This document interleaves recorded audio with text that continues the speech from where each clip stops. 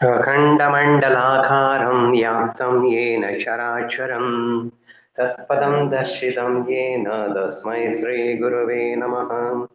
शङ्करं शङ्कराचार्यं केशवं बादरायणं सूत्रभाष्यकृतौ ते भगवन्तौ पुनः पुनः। ईश्वरो गुरुरात्मेति मूर्तिभेदविभागिनि योगवद्यात्मदेहाय दक्षिणामूर्तये नमः. பவித்ரேந்திரயாணி நதிக்கரையில் ஞானேஸ்வர மகாராஜின் சமாதியின் அருகில் அமர்ந்து கொண்டு அவர் எழுதிய சந்தேவ பசாஸ்தி என்ற நூலினை படித்துக் கொண்டிருக்கிறோம். அந்த வரிசையில் 53 ஸ்லோகங்கள் நாம் முடித்துவிட்டோம். இன்று நாம் காண வேண்டியது 54வது ஸ்லோகம்.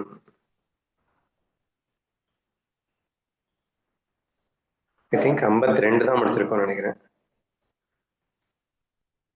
இவ்வாறு வார்த்தைகளின்றி ஒரு உரையாடல் நிகழ்ந்தது. நான் நீ என்ற பேதமின்றி ஒரு சந்திப்பு நிகழ்ந்தது. நம் பார்வை பிரியாமல் ஒன்றானது.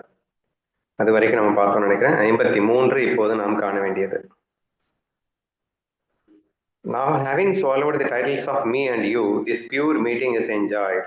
It is an experience that repeats within itself in bliss. I think இதையும் பார்த்தோம் அப்படின்னு தான் நினைக்கிறேன். இப்போது நான் மற்றும் அடையாளங்களை விழுங்கிவிட்ட பிறகு இந்த தூய சந்திப்பு அனுபவிக்கப்படுகிறது. இது பேரின்பத்தில் தன்னைத்தானே உணரச் செய்கிறது அப்படின்னு சொல்லிட்டு அந்த பிரம்ம பாவமே இங்கே அந்த சந்திப்பில் அனுபவிக்கப்படுகிறது அப்படிங்கிற விஷயத்த நம்ம நேற்று பார்த்தோம். ஸோ இதை தொடர்ந்து இப்போது 54. Just as one enjoys a tasty dish through the act of tasting, or sees one's own reflection in the pretext of a mirror, thus the immeasurable truth is filled with the measurable words, and these letters of silence have composed the story of our union. ஒரு எக்ஸாம்பிளை சொல்லி அதன் மூலியமாக ஒரு விளக்கத்தை கொடுக்கிறார். 54 மற்றும் 55. ஒருவன் சுவையான உணவை சுவைப்பதன் மூலம் அதன் இன்பத்தை அனுபவிப்பது போலே, அல்லது கண்ணாடியின் உதவியுடன் தன் பிம்பத்தை காண்பது போலே. அளவிட முடியாத உண்மை அளவிடக்கூடிய சொற்களால் நிரப்பப்பட்டுள்ளது. இந்த மௌன எழுத்துக்கள் நம்முடைய இணைப்பின் கதையை எழுதியுள்ளன. ஒரு எக்ஸாம்பிள் சொல்லி நம்மளுடைய சந்திப்பு எப்படி இருக்கின்றது அப்படிங்கிற விஷயத்த இங்கே சொல்ல நினைக்கிறாரு. 2 எக்ஸாம்பிள் கொடுத்திருக்காரு. ஃபர்ஸ்ட் எக்ஸாம்பிள், ஒரு உணவு, அது சுவையான உணவு, சுவைப்பதன் மூலம் அதன் இன்பத்தை அனுபவிப்பது போலே.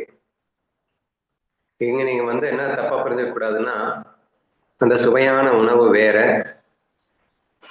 அந்த சுவைப்பவன் அல்லது சுவைப்பது அப்படிங்கிறதெல்லாம் வேற அப்படிங்கிறது கிடையாது. சுவையான உணவும் நானே, சுவைப்பவனும் நானே, சுவையும் நானே அப்படிங்கிற எக்ஸாம்பிள தான் இங்க அந்த மாதிரி சொல்லியிருக்கு. Just as one enjoys the tasty dish through the act of tasting அப்படிங்கிறதுக்கு அர்த்தம் சுவையான உணவு ஆல்ரெடி இருக்கு, சுவைப்பவன் இருக்கின்றான், அதுல சுவையும் இருக்கு. சோ இங்க எல்லாமே சுவை. சுவையான உணவு, சுவைப்பவன், சுவை. சுவைப்பவன் இருப்பதனால்தான் சுவை இருக்கின்றது. சுவையான உணவு இருப்பதனால்தான் சுவை தெரிகிறது. சுவைப்பவனால் தான் சுவை இருக்கிறது. கொஞ்சம் கன்ஃபியூஸ் பண்றேன்னு நினைக்கிறேன். கொஞ்சம் தெளிவா புரிஞ்சுக்க ட்ரை பண்ணுங்க. எங்க உங்க நாக்கு மறந்து போயிடுச்சு, உங்களுக்கு சுவையே தெரியாது அப்படின்னா இவ்வளவு சுவையான டிஷ் இருந்தாலும் ஏதாவது பிரயோஜனம் இருக்கா? கண்டிப்பா பிரயோஜனம் இல்லை. அப்ப சுவையான டிஷ்ஷும் இருக்கணும், இங்க சுவையும் இருக்கணும். உங்களுக்கு சுவையான நாக்கு இருக்கு, ஆனா அங்க சுவையான டிஷ் இல்லை. அப்போ உங்களுக்கு ஏதாவது சுவை தெரிய போகுதா? தெரிய போறதில்லை. அப்போ இந்த 3 சுவைப்பவன், சுவைக்கப்படும் பொருள், சுவை என்ற இந்த 3ம் ஒரு சேர அரங்கேறும் போது மட்டும்தான் அங்கே ஒரு அனுபவம் ஏற்படுகிறது என்று புரிகிறதா அப்படின்னு கேட்கிறார். இன்னும் ஆப்போசிட்டா பேசிட்டு இருக்காரு பாருங்களேன். ஆக்சுவலா நமக்கெல்லாம் என்ன நினைக்கிறோம் அப்படின்னா, நான் வேற, அந்த சுவைக்கப்படும் பொருள் வேற அப்படின்னு இருந்தா மட்டும்தானே. நான் அல்வாவை சாப்பிட்டேன், நானே அல்வாவை இருந்தா நான் எப்படியா சாப்பிட முடியும் அப்படின்னு பொதுவா கேட்கிறோம். திரிபுடிகள் இருந்தால் மட்டுமே அனுபவம் கிடைக்கும் அப்படின்னு நினைக்கிறோம். நான் நீங்கிற பேதம் இருந்தா மட்டுமே அனுபவம் கிடைக்கும் அப்படின்னு நினைக்கிறோம். இன்ஃபேக்ட் இன்னைக்கு குட் மார்னிங் மெசேஜ்ல நீங்க கவனிச்சு பார்த்துருந்தீங்கன்னா, நான் நீங்கிற பேதம் இருந்தா தானே அன்பே காட்ட முடியும். ஒரு கருணை காட்டணும்னா, ஆனா அவ வேற நான் வேற நினைக்கணும்ல. இப்போ ஒருத்தன் வந்து கஷ்டப்பட்டு இருக்கான்னு வச்சுக்கோங்களேன். அவன் ரொம்ப கஷ்டப்பட்டு வாடிட்டு இருக்கும்போது ஐயோ பாவம் அவன் கஷ்டப்படுகிறானே, நான் இங்க கஷ்டப்படல, நான் சூப்பரா இருக்கேன், அவன் வந்து கஷ்டப்பட்டுட்டு இருக்கான். அப்போ அவன் கஷ்டப்படுபவன், நான் கஷ்டப்படாதவன். அப்ப நான் வேற அவன் வேற, ஐயோ பாவம் அவன் கஷ்டப்படுறான். இந்த பேதம் வேணும் இல்லைங்க. அப்படி இருந்தா தானே நான் வந்து அவன்கிட்ட லவ் காட்ட முடியும். அப்புறம் இந்த பேதமே இல்லை அப்படின்னு சொன்னான், அப்புறம் எப்படி கருணை காட்டுறது என்று நமக்கு சந்தேகம் வருவது இயற்கையாக இருக்கின்றது இல்லையா? அதான் என்ன கேள்வியா வச்சு நான் கேட்டிருக்கேன். அதுல என்ன பதில் சொல்லியிருக்கேன்? அப்படிலாம் ஒரு மண்ணாங்கட்டியும் கிடையாது, வேதம் இருந்தாதான் கருணைன்னு எவன் சொன்னது? எக்ஸாம்பிள், ஒரு விரல் அடிபட்டுடுச்சு அப்படின்னா மற்ற 4 விரலும் அந்த விரலுக்கு வேலையை கொடுக்காது. அந்த விரல் செய்ய வேண்டிய வேலையெல்லாம் இந்த 4 விரல் வந்து அட்ஜஸ்ட் பண்ணிக்கும். அல்லது ஒரு கால் அடிபட்டுடுச்சுன்னா அந்த கால் மேல தூக்கிக்கும், மொத்த வெயிட்டையும் இந்த இன்னொரு காலை தாங்கிக்கும். உனக்காக நான் செய்யணுமா அப்படின்னு அது நினைக்க போறது இல்லை. அந்த கருணை ஆட்டோமேட்டிக்கா நடக்குங்க. நீ ஒன்னஸ்ல இருந்தேன்னா கருணை வராதுன்னு இல்லை. அந்த கருணை வந்து ஆட்டோமேட்டிக் ப்ராசஸா இருக்கும், அகங்காரம் இல்லாத கருணையாக இருக்கும். அது வேற லெவல் சூப்பர் டியூபரா தாண்டா இருக்கும். ஏன்னா நம்ம அந்த குட் மார்னிங் மெசேஜ்ல சொல்லியிருக்கோம். அப்ப என்ன சொல்லிட்டு இருக்கோம் அப்படின்னா, நீ கருணை அப்படிங்கிறது திரிபுடிகள் இருந்தாதான் கருணை காட்ட முடியும், திரிபுடிகள் இருந்தாதான் லவ் காட்ட முடியும். I love you, you me அப்படின்னு ரெண்டு வேற வேற இருந்தா தானே லவ் காட்ட முடியும். அப்போ ஒன்னாவே இருந்தா எப்படி லவ் காட்டுறது அப்படிங்கிற அந்த சந்தேகம் நிறைய பேருக்கு இருக்கு இல்லையா? இவர் அப்படியே உள்டாவா சொல்லிட்டாருங்க இந்த ஸ்லோகத்துல. இப்போ உணவு சுவைக்கணும் அப்படின்னு சொன்னா சுவைக்கின்ற உணவு தனியா இருக்கணும், சுவைப்பவன் வேறையா இருக்கணும், அப்புறம் அதுல சுவை இருந்தா அது வந்து சுவைக்கலாம் அப்படின்னு நம்ம நினைச்சிட்டு இருக்க இந்த வேலையில அவர் சிம்பிளா என்ன சொல்றாருன்னா, இது எல்லாமே ஒன்னா இருந்தா மட்டும்தான் அது சுவை, அது அனுபவம். இது ஒன்னா இல்லாம இருந்தா அது அனுபவமே அல்லங்கிறாரு. என்னையா சொல்ற? அப்ப அவனை வேறையா நினைச்சு நான் கருணை காட்டினேன்னா அது அனுபவம் இல்லையா? நீ வேறையா பார்த்த மொமெண்ட்லயே லவ் மிஸ் ஆயிடுது. லவ் மிஸ் பண்ணிட்டு நீ அனுபவிக்கிற அனுபவம் ஒரு அனுபவமா? சோ அங்க வேறையாவே பார்க்காத, அங்க நீயாவே பாரு. அப்போது எழுகின்ற ஒரு அனுபவம் தான் ஒரு உண்மையான அனுபவமாக இருக்க முடியும் அப்படிங்கிற அந்த ஃபேக்டை இங்க இந்த எக்ஸாம்பிள் மூலியமா சொல்ல ட்ரை பண்றாரு. அப்ப என்னன்னா, சுவையான பொருளாகவும் நானே இருக்கணும், சுவைப்பவனாகவும் நானே இருக்கணும், அந்த சுவையும் நானே என்று இருக்கணும். அப்படி இருக்கும்போது மட்டும்தான் இங்கே அற்புதமான அனுபவம் நிகழ்கிறது. அத்தகைய அனுபவம் தான் சங்கதேவா நீயும் நானும் இப்போது பேசிக்கொண்டிருப்பது, நமது சந்திப்பு என்பது. அப்படின்னா நீயும் நானும் வேற வேற இருந்தாதான் சந்திக்கவே முடியும்னு சொல்றோம்ல. நீயும் நானும் ஒண்ணுன்னா நான் என்னடா என்னைய சந்திக்க போறேனா? டேய், நீ எங்க சென்னையில இருக்க, நான் இங்க இருக்கேன், நான் ஒன்னும் நீயும் வந்து சந்திக்கலாம் அப்படின்னு மீட் பண்ணிட்டு நம்ம எதையோ பண்றோம் அப்படின்னா அதுக்கு பேர் தானே சந்திப்பு. நீயும் நானும் ஒண்ணு அப்படின்னா எதுக்கு சந்திக்கணும்? சந்திக்க வேண்டிய அவசியம் என்ன இருக்கு என்றெல்லாம் நமக்கு தோன்றுகிறது. சரியா? அதுக்காக தான் இந்த ஒரு எக்ஸாம்பிள்ஸோட அவர் சொல்லியிருக்காரு. அப்படி இல்லம்மா, இங்க பியூர் அத்வைதத்துலதான் அனுபவம் இருக்கு, அதுதான் உண்மையான அனுபவம். எவன் சொன்னா திரிபுடிகள்ல அத்வைதத்துலதான் அனுபவம் இருக்குன்னு? அத்வைதத்திலையும் அனுபவம் இருக்கு என்று புரிய வைக்க நினைக்கின்றார். அப்ப அதுக்கு எடுத்துக்கின்ற இந்த எக்ஸாம்பிள், 2 எக்ஸாம்பிள்ல ஃபர்ஸ்ட் எக்ஸாம்பிள் வந்து அங்கே ஒரு சுவையான உணவு இருக்கின்றது. சரியா? உணவுங்கிறது சுவைக்கப்படும், ஐ மீன் பொருளா வச்சுக்கோங்க. சுவை அப்படிங்கிறது அந்த சுவையான உணவுல ஆட் பண்ணிட்டாரு. இப்ப சுவை வந்துருச்சு, சுவையான பொருள் வந்துருச்சு. ஓகேவா? இப்ப சுவைப்பவன் அப்படிங்கிறவன் ஒருத்தர் இருக்கான். இப்போ இந்த மூன்றும் ஒன்றாக இருக்கும் போதுதான் ஒரு அற்புதமான அனுபவம் இங்கே நிகழ்கிறது அப்படின்னு சொல்றாரு. ஏன் ஏன் அப்படின்னா, இப்ப நான் சுவைப்பவனாக மட்டும் இருந்தேன் அப்படின்னு சொன்னா, இப்ப ஜென்ரலா நமக்கு என்ன நடக்குதுன்னா, சுவைக்கப்படும் பொருள் வேறையாக இருக்கின்றது, சுவைப்பவன் வேறையாக இருக்கின்றான். சுவையே இல்லை, பொருள் மட்டும் இருக்கு அப்படின்னா இந்த சுவைப்பவனே சுவையாகவும் சுவைக்கப்படும் பொருளாகவும் மாறுகின்றான் அப்படின்னு சொல்றவன். இப்ப நான் ஒருத்தன் தான் இருக்கேன், நான் யாரு? சுவைப்பவன். இந்த சுவைப்பவன் இருக்க போய் தான் அங்கே சுவையே தெரியுது. சுவைப்பவன் இருக்க போய் தான் சுவைக்கப்படும் பொருளே தெரியுது. இப்ப நானே இல்லைன்னா அந்த ரெண்டு இங்க இருக்கவே இருக்காது அப்படின்னு சொல்ல வரேன். நான் இல்லாமல், அதாவது இந்த ஒட்டுமொத்த உலகத்துக்கு அதிஷ்டானமா இருப்பது யாரு? நான் தான். நான் தான் என் மனதை கொண்டு உலகமாக விரிந்திருக்கின்றேன். நானே இல்லைன்னா வேற எதுவுமே இருக்காது. அப்போ சுவைப்பவனால் தான் அந்த ரெண்டும் தோன்றி இருக்கின்றது அப்படிங்கிறப்போ, அப்போ அது வேற நான் வேறன்னு எப்படி சொல்ல முடியும்?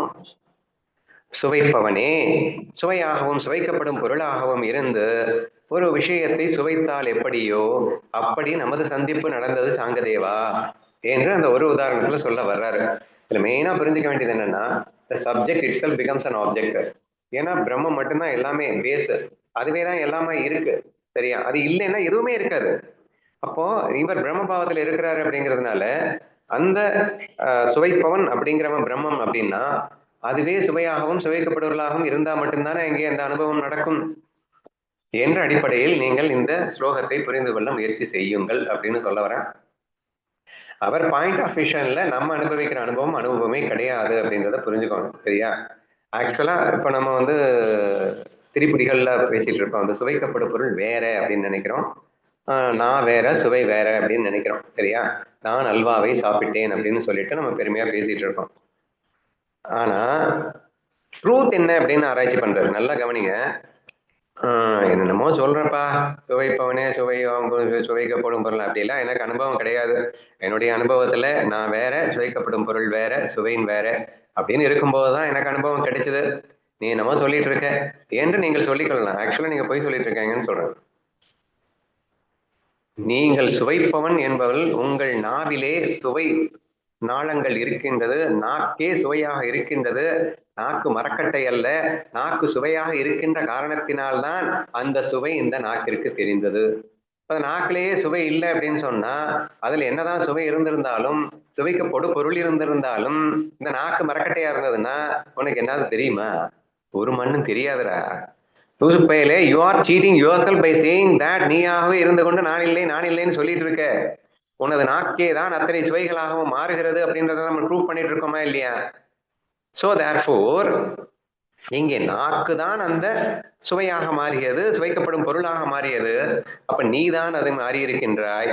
ஆனா பொய் சொல்லிட்டு தெரியுற. நான் வேற, அந்த சுவை வேற, சுவைக்கப்படும் பொருள் வேற, நான் அதை சுவைத்தேன், இன்பப்பட்டேன் அப்படின்னு நம்ம பேசிட்டு இருக்கிறது அபத்தமான ஒரு பொய் அப்படிங்கிறத புரிஞ்சுக்கணும். சரியா? இப்ப நீங்க அல்வாவை சாப்பிட்டுட்டு இருக்கும் போது யாரை சாப்பிடுறாங்கன்னா நீ தான் உன்னையே தான் சாப்பிட்டுட்டு இருக்க. உன்னுடைய அந்த சுவை தான் இங்கே உனக்கே அனுபவத்தை கொடுத்து கொண்டிருக்கிறது. நீயே தான் உனக்கு அனுபவத்தை கொடுத்து கொண்டிருக்கின்றாய். இங்கே இரண்டாவதாக வேறொன்று இருக்கவே முடியாது. நீ இல்லைன்னா எந்த அனுபவமே இல்லை. நீ இருக்கிறதுனாலதான் இந்த அனுபவங்கள் எல்லாமே உனக்கு கிடைக்குது என்ற அடிப்படையில் புரிந்து கொள்ள முயற்சித்தாலும் ஓகே அப்படின்னு சொல்ல வரேன். சரியா? அல்டிமேட்லி ஞானதேவரும் சாங்கதேவரும் எப்படி சந்தித்தார்கள் என்பது புரிகிறதா? இங்கே நான் வேறு நீ வேறு என்ற பேதம் இல்லாமலேயே, ஆனால் நானே சும்மானாச்சுக்கும் சாங்கதேவனாக ஒரு பேதத்தை ஏற்படுத்தி கொண்டு ஆனால் சந்திப்பு நிகழ்வது போல் நிகழ்ந்தது என்று புரிய வைக்க மகிழ்கிறார். இவ்வளவு நேரம் நான் சொன்னது புரியலைன்னா கவலைப்படாதீங்க, அடுத்த எக்ஸாம்பிள் ரொம்ப ஈஸியா புரியும். ஓகேவா? நெக்ஸ்ட் எக்ஸாம்பிள் வந்து கண்ணாடியின் உதவியுடன் தன் பிம்பத்தை காண்பது போலாகும். It's very easy example. சரியா? இப்ப கண்ணாடிக்கு முன்னாடி நின்றுட்டு என்னையே நான் பார்த்துக்கிட்டேன். இப்போ பார்ப்பவன், பார்க்கப்படும் பொருள், பார்வை, என்னது நீங்க பேதத்தை பார்க்க முடியும்? Can you imagine? அதெல்லாம் முடியவே முடியாது. திரிபுடிகள் எல்லாமே சான்ஸே இல்லை அப்படின்னு நம்ம வந்து ரொம்பவே நம்பிட்டு இருக்கோம்ல. அப்ப அதுக்கு எக்ஸாம்பிள் முதல்ல சொன்னது புரியலன்னாலும் இது எல்லாரும் அன்றாடம் அனுபவிச்ச எக்ஸாம்பிள் தானே. அப்போ இங்க மனம் என்னும் கண்ணாடியின் வழியாக நானே என்னையே பலவாக பிரித்து கொண்டு என்னையே நான் காணவில்லையா? இங்க மனச கண்ணாடியா போடுங்க. அப்போ நான் மனதின் என்னும் கண்ணாடியின் வழியாக எண்ணங்களின் வழியாக என் ஒருவனையே கற்பனை உலகில் பலவாக பிரித்து கொண்டு என்னிடமே நான் விளையாடவில்லையா? என்னையே நான் பார்க்கவில்லையா? இதுதான் பிராக்டிக்கலா ஒவ்வொரு நாளும் அனுபவிக்கிறது தானேங்க. நம்ம நீங்க கண்ணாடி முன்னி பாக்குறத விடுங்க, கற்பனை உலகத்தை எடுத்துக்கோங்க. சோ கற்பனை உலகத்துல இந்த மனசுங்கிற கண்ணாடியை யூஸ் பண்றீங்க. மனசுங்கிற கண்ணாடி யூஸ் பண்ண உடனே நீங்க ஒருத்தரே பலவா மாறிடுறீங்க. அங்க பலவா மாறி உங்ககிட்டயே நீங்களே 1008 விஷயங்கள் பண்ணிட்டு இருக்கீங்க. இதெல்லாம் 100% நடக்குதா இல்லையா? அது சத்தியமான உண்மைதானே. அப்ப திரிபுடிகள் இருந்தாதான் நடக்கும். திரிபுடிகள் எங்க இந்த கற்பனை உலகத்துல 3 பேரா இருந்தீங்க? இருக்கிறதே ஒண்ணுதானையா. ஒன்னே தானே எல்லாமா மாறி அங்க இருந்தது, எல்லா அனுபவத்தையும் தந்ததுன்றதை நீ அனுபவிக்கிறியா இல்லையா? சிமிலர்லி, ஏன்னா நான் கண்ணாடி எக்ஸாம்பிள் கற்பனை உலகத்தை கொண்டு போனதுக்கு ரீசன் என்னன்னா, கண்ணாடியில நீ ஒருத்தனை தான் பார்ப்ப, ஆனா மனம் என்னும் கண்ணாடியில உலகத்தையே பார்க்கலாம் இல்லையா? So therefore I have just linked with that the imaginative world அப்படிங்கிறத நீங்க புரிஞ்சுக்கோங்க. சாங்கதேவா எனது கற்பனையினால் நானே சங்கதேவனாக மாறி, எனது கற்பனையில் நானே ஞானதேவனாக மாறி இங்கே ஞானதேவன் சாங்கதேவன் என்ற சந்திப்பு நிகழ்ந்தது என்பதை புரிந்து கொள்ளப்பா என்று அந்த கடிதத்திலே அவர் எழுத முயற்சிக்கின்றார். ஸோ அல்டிமேட்லி நீயும் நானும் ஒன்றுதான் என்ற ஒரு விஷயத்தை, அல்லது நானே தான் நீயாக இருக்கின்றாய் அப்படிங்கிற ஒரு விஷயத்தை நம்மில் வேதம் பார்க்க முடியாது என்ற ஒரு ஆழமான விஷயத்தை தான் அடுக்கடுக்காக இந்த 2 உதாரணங்கள் வாயிலாக நமக்கு நிரூபிக்க முயல்கின்றார். அப்புறம் அதுக்கு திருஷ்டாந்தத்தை சொல்றாரு. ஸோ எக்ஸாம்பிள் தானே சொல்லியிருக்காரு. அதுக்கு அடுத்த 55ல இப்படி அளவிட முடியாத உண்மை அளவிடக்கூடிய சொற்களால் நிரப்பப்பட்டுள்ளது. இந்த மௌன எழுத்துக்கள் நம்முடைய இணைப்பின் கதையை எழுதியுள்ளன. நம்முடைய இணைப்பின் கதை எப்படி எழுதியுள்ளன? இப்படித்தான் எழுதியுள்ளன. மௌன எழுத்துக்கள். வாட் யூ மீன் பை மௌன எழுத்துக்கள்? மௌனம்னா பேசாம இருக்கணும். பேசிட்டு மௌனம்னா என்னங்க அர்த்தம்? எழுதாம இருக்கணும். எழுதலைன்னா மௌனம்னு ஒத்துக்கலாம். எழுதிட்டு அதுக்கப்புறம் மௌனம்னா என்ன அர்த்தம்? ஆக்சுவலா நம்ம 2 பேரும் மௌனத்துல தான் இருக்கோம். ஆனா சும்மா நாச்சுக்கு தான் எழுத்து. ஆக்சுவலா நம்ம 2 பேரும் சந்திக்கல. ஆனால் சும்மா நாச்சுக்கு தான் இந்த சந்திப்பு. இந்த அளவிட முடியாத உண்மை சொற்களால் நிரப்பப்பட்டுள்ளது. ஆக்சுவலா நீயும் நானும் ஒண்ணுங்கிறத நான் வந்து சொல்லிதான் தெரியணும்னு அவசியம் இல்லை. அது சொல்லாமலே நாமளும் நீயும் நானும் ஒன்னா தான் இருக்கோம். ஆனாலும் சும்மா நாச்சுக்கும் சொற்களால் நிரப்பப்பட்டுள்ளது. So it is needless or impossible to prove that you and me are one. நீயும் நானும் ஒண்ணுங்கிறத நான் சொல்லித்தான் தெரியணுமோ? இதை ப்ரூவ் பண்ண வேண்டிய அவசியம் தான் இருக்கிறதோ? இதை அளக்கத்தான் முடியும். நீயும் நானும் வேற வேறையா ஒன்னா உட்காந்து அந்த யார்ஸ்டிக் போட்டு அளந்துகிட்டா எடுக்க முடியும். நீனும் நானும் ஒண்ணுங்கிறது அளவிட முடியாத உண்மை. அது சும்மா நாச்சுக்கும் சொற்களால் நிரப்பி இருக்கின்றேன்னு புரிஞ்சுக்கப்பா. இது சொற்களை போட்டாதான் நீயும் நானும் ஒன்னாக முடியும். இந்த சொற்களை நான் இதை பேசல அப்படின்னா நீயும் நானும் வேற வேற ஆயிட முடியுமா? நானும் நீயும் இந்த கடிதத்தின் வாயிலாக உன்னை நான் சந்திப்பதற்காக எழுதுகின்ற இந்த சொற்கள் உன்னை நானே மெர்ஜ் ஆயிடுச்சு நினைச்சிடாத. இல்ல இந்த சொற்களை படிச்சதுக்கு அப்புறம் தான் நீயும் நானும் ஒன்னாக போறோம்னு அர்த்தம் கிடையாது. நீயும் நானும் ஆல்ரெடி ஒண்ணுதான். அப்ப இந்த சொற்கள் அது சும்மா நாச்சுக்கும். மௌன எழுத்துக்கள் அப்படின்னு ஒரு வார்த்தை யூஸ் பண்ணியிருக்காரு. சரியா? நம்ம 2 பேரும் இப்ப இணைய போறோம், நம்ம 2 பேரும் ஒண்ணுங்கிறத நம்ம ரியலைஸ் பண்ண போறோம் அப்படின்னா இந்த ரியலைஸ் பண்ண போறதுக்கு இந்த எழுத்துக்கள் காரணம் அப்படின்னு நம்ம நினைக்க வேண்டாம். ஏனென்றால் இது மௌன எழுத்துக்கள். மௌன எழுத்துக்கள்னா எழுத்துக்கள் டம்மின்னு அர்த்தம். மௌனம் அப்படின்னா பிரம்ம சுகம்னு அர்த்தம், பிரம்ம அனுபவம்னு அர்த்தம். பிரம்ம அனுபவத்தில் இருந்து கொண்டே சும்மா நாச்சுக்கும் எழுத்துக்களாக வடித்தனார் இந்த சாங்கதேவ பதார்த்தி. சோ தேர்ஃபோர் எப்படி வந்து திரிபுடிகள் என்பது இருக்கவே முடியாதோ, நான் ஒருவனே உலகமாக விரிந்து என்னையே நான் அனுபவிக்கின்றேனோ அப்படித்தான் சாங்கதேவா பிரம்மமே சாங்கதேவனாகவும் ஞானதேவனாகவும் வந்து சந்திப்பது போல் சந்திப்பதும், நம் இருவரும் பேசுவது போல் பேசுவதும், சொல்லுவது போல் சொற்களால் சொல்லுவது போல் சொல்லுவதும், இணைப்பு நடப்பது போல் நடப்பதும், இப்படியாக இந்த கதை நமக்கு அமைந்திருக்கின்றது என்று புரிந்து கொள் சாங்கதேவா. சரி, இப்ப நம்ம கேட்டுட்டு இருக்கிற நீங்களும் நானும் இப்ப என்ன பண்ணணும்ன்றத சொல்லணும். நீங்க தான் சொல்லணும், நானே பேசிட்டு இருக்கேன். இப்ப இந்த சைடு நான் உட்காந்துருக்கேன், அந்த சைடு எத்தனை பேர் இருக்கீங்கன்னு தெரியல என் கண்ணுக்கு. ஸோ மீனா குரல் கேட்டுட்டு சுதா இருக்கலாம்னு நம்பலாம். சரியா? இப்ப நான் உங்ககிட்ட பேசிட்டு இருக்கேன், நீயும் நானும் ஒண்ணுன்னு சொல்லிட்டு இருக்கேன். எதுக்கு சொல்லிட்டு இருக்கேன்? இதை சொல்லி நான் உங்களை வந்து நீயும் நானும் ஒன்னாக்க போறேனோ? நம்ம எல்லாம் பிரம்மம்னு இந்த மாதிரி பேசி பேசி ரியலைஸ் பண்ண போறோமோ? இல்ல உணர்வதற்காக நாம இதெல்லாம் பண்ணிட்டு இருக்கோமா? இல்ல. ஆல்ரெடி வந்து இருக்கிறதே ஒண்ணு மட்டும்தான். சும்மா நாச்சுக்கும் இந்த இது நடக்கிற மாதிரி ஒரு சந்திப்பு தான் இங்க நடந்துட்டு இருக்கு. சும்மா இப்ப மீட்டிங் போட்டு பேசிட்டு இருக்கோம். ஆல்ரெடி வந்து எல்லாம் தெரிஞ்சுதான் இருக்கும், தெரியணும்னு இல்ல. அதாவது இது எப்படி சொல்லலாம்னா, மீனா வந்து பயங்கரமா என்ன புகழ்றாங்க. நான் நீங்க இல்லைன்னா என் வாழ்க்கை தோகதி ஆயிடுக்கும், நீங்க தான் எனக்கு வாழ்வின் உயிர் விளக்கு, ஆஹா ஓஹோ என் கதி ஏதோ கதியாக போய்கொண்டிருந்த போது உங்களை சந்தித்தேன் அப்படி இப்படின்னு பேசுறான்னு வச்சுப்போமே. இப்போ அவள் தன்னுடைய கற்பனையினால் இங்கே என்னை உருவாக்கி என்னிடம் அவளிடமே அவள் பேசுகிறாள். நல்லா புரிஞ்சுக்கோங்க. வாட் இஸ் ஹேப்பனிங் ஹியர் அப்படிங்கிறத நான் எக்ஸ்பிளைன் பண்ணிட்டு இருக்கேன். முதல்ல நான் உங்களுக்கு சொல்றேன், அதுக்கப்புறம் எனக்கு சொல்றேன். மீனா ஒரு கற்பனை செய்கிறாள். அந்த கற்பனையிலே ஸ்ரீ என்ற உருவத்தை உருவாக்குகின்றாள், மீனா என்ற உருவத்தையும் உருவாக்குகின்றாள். உருவாக்கிவிட்டு அந்த ஸ்ரீ என்ற உருவத்தை மிக உயர்வான ஒரு பீயிங்காகவும், மீனா அப்படிங்கிற உருவத்தை கொஞ்சம் தாழ்வான பீயிங்காகவும் வைத்துக் கொள்கிறாள். வைத்துக்கொண்டு அந்த ஸ்ரீங்கிற உருவத்திலேருந்து யார் பேசணும்? மீனா தான் பேசணும் இல்லையா? ஸ்ரீங்கிற உருவத்திலேருந்து மீனாங்கிற உருவத்துக்கிட்ட பேசணும். இந்த மீனாங்கிற உருவம் ஏதோ கொஸ்டின் கேட்குற மாதிரி கேட்டு இந்த ஸ்ரீங்கிற உருவத்துக்கிட்ட கேட்கணும். So this is what use to happens இல்லையா? இந்த கற்பனை உலகத்துல நான் பொதுவா வந்து ஆரம்ப காலகட்டத்துல இந்த மாதிரி ஆன்மீக விவாதங்கள் வரும்போது பெரிய பெரிய மகான்களாக நானே உருமாறிக்கொள்வேன், இல்லை ஞானதேவராக கூட நானே உருமாறிக்கொள்வேன். அப்ப ஞானதேவர்கிட்ட நான் கேள்வி கேட்பேன், ஞானதேவர் எனக்கு பதில் சொல்லிக்கிட்டே இருப்பார். அப்ப ஞானதேவர் பதில் சொன்னாரா, நானே எனக்கு பதில் சொல்லிக்கிட்டேனா? அப்போ ஞானதேவர் இருந்திருந்தால் என்ன சொல்லுவார் அப்படின்னு சொல்லிட்டு நானே யூகிக்கிறது, நானே பதில சொல்றது. அப்புறம் எங்க இருந்து நானே ஒண்ணும் தெரியாத மாதிரி கேட்கறது, பின்ன நானே பதில் சொல்றது. இதை வந்து ரொம்ப சூப்பர்பா நான் வந்து செமையா என்ஜாய் பண்ணுவேன்னு வச்சுக்கோங்களேன். இன்ஃபேக்ட் லாங்குவேஜ் லேர்னிங் பர்பஸ்னு வரும்போது கூட வந்து ஒரு பெரிய இங்கிலீஷ் லேர்ன் பண்ணணும் அப்படின்னு ஆசைப்பட்டேன்னா ஒரு ஆங்கிலேயனாக நான் அங்கே மாறிக்கொள்வது.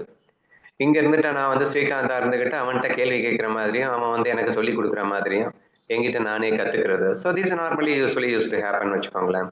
அண்ட் சிமிலர்லி இன்னைக்கு மராட்டி இங்கே வந்ததுக்கப்புறம், மகாராஷ்டிராவுக்கு வந்ததுக்கப்புறம், ஸோ நானே ஒரு மகாராஷ்டிரியனா மாறிக்கிறது, இந்த பக்கம் ஸ்ரீகாந்தா இருக்கிறது, அவன் கிட்ட நான் மகாராஷ்டிரால பேசுறது, அவன் வந்து மகாராஷ்டிரால இருந்து அந்த மராட்டியை எனக்கு சொல்லி கொடுக்கறது. So this is normally use to happen அப்படின்னு வச்சுக்கோங்களேன். இப்போ இந்த இந்த விஷயங்கள் அப்படிங்கிறது தத்ரூபமாக இப்போது அரங்கேறி கொண்டிருக்கிறது, இதுதான் அரங்கேறி கொண்டிருக்கிறது அப்படின்னு சொல்ல வரும். என்ன சொல்றீங்க? ஏங்க நீங்க கற்பனையில இங்கிலீஷ் கத்துக்கிட்டது, மராத்தி கத்துக்கிட்டது மாதிரி ஏங்க நாங்க இங்க வந்து இப்போ ஞானேஸ்வரி கத்துக்கிட்டு இருக்கோம், ஏக்நாத் பாகவதம் கத்துக்கிட்டு இருக்கோம், சங்கதேவ் பசாஸ்தி கத்துக்கிட்டு இருக்கோம். அப்படிலாம் ஒண்ணும் இல்லைங்க. உங்க என்னமா பேசுறீங்க ஐயா, எனக்கு வாய வரமாட்டேங்குது, எனக்கு பேசவே தெரியலையாக்கும். இப்ப நீங்களும் அதெல்லாம் கிடையாது, அதெல்லாம் என்னால ஒத்துக்க முடியாது என்று நீங்கள் பேசக்கூடும். But please try to understand it carefully. இப்போ நீங்க உட்காந்து லிசன் பண்ணிட்டு இருக்கீங்க அப்படின்னு சொல்றீங்க, நான் பேசுறத உங்களுக்கு கேட்டுட்டு இருக்கீங்க அப்படிங்கிறீங்க, அண்டர்ஸ்டாண்ட் ஆயிட்டு இருக்கு அப்படிங்கிறீங்க. இந்த எக்ஸாம்பிள எதோட லிங்க் பண்ணணும்? முதல்ல ஒரு எக்ஸாம்பிள் பயங்கரமா ப்ரூவ் பண்ணிட்டு இருந்தேன்ல, நீ சுவைப்பவன் ஒருவன் இருப்பதனால்தான் அங்கே சுவை என்ற ஒன்று உனக்கு தெரிகிறது, சுவைக்கப்படும் பொருள் என்று இருப்பதே உனக்கு சுவைப்பவன் இருப்பதனால் தானே தெரிகிறதுன்னு சொன்னா இல்லையா? இப்ப அந்த எக்ஸாம்பிளுக்கு வாங்க. நீங்க அந்த சைட்ல இருந்து கேட்கிற மாதிரி கேட்கறீங்கன்னு வச்சுக்கோங்க. கேட்பவன் இருப்பதனால்தானே நான் பேசுகின்ற இந்த வார்த்தைகள் உங்கள் காதுகளுக்கே விழுகிறது. நீங்கள் தான் இந்த நான் பேசுகின்ற இந்த செவி. இப்ப நீங்க வந்து காதை மூடிட்டீங்கன்னு வச்சுக்கோங்களேன், நான் பேசிட்டே இருந்தேன்னா உங்களுக்கு கேட்குமா? கேட்காது. சரி, ஒண்ணு. ரெண்டாவது, இப்போ நீங்கள் காதை திறந்து வைத்திருக்கிறீர்கள், இந்த சொற்கள் உங்களுக்குள்ளே போகின்றன அப்படின்னு வச்சுப்போம். இந்த போன சொற்கள் உங்களுக்கு புரிஞ்சிருக்குமா? இப்போ இது புரியுது அப்படின்னு சொன்னா என்ன அர்த்தம்? பேசுறதே நீங்க என்ன அர்த்தங்க? அப்போ நான் பேசுறது உங்களுக்கு புரியுது அப்படின்னாலே ஒண்ணும் இல்லை, நான் வந்து இங்கிலீஷ்ல நான் கத்துக்கிட்டேன் அப்படின்னு சொன்னேன். நான் இங்கிலீஷே தெரியாம நான் எப்படிங்க இங்கிலீஷை கத்துக்க முடியும்? அந்த சைட்ல இருந்து நானே பேசினேன் அப்படின்னு சொன்னேன். மராட்டி அந்த சைட்ல இருந்து நானே பேசி நானே எனக்கு கத்துக் கொடுத்துக்கிட்டேன் அப்படின்னு சொன்னேன். எனக்கே தெரியல, நான் எப்படி எனக்கு கத்துக் கொடுக்க முடியுங்க? Please try to imagine, we know, please try to imagine very carefully.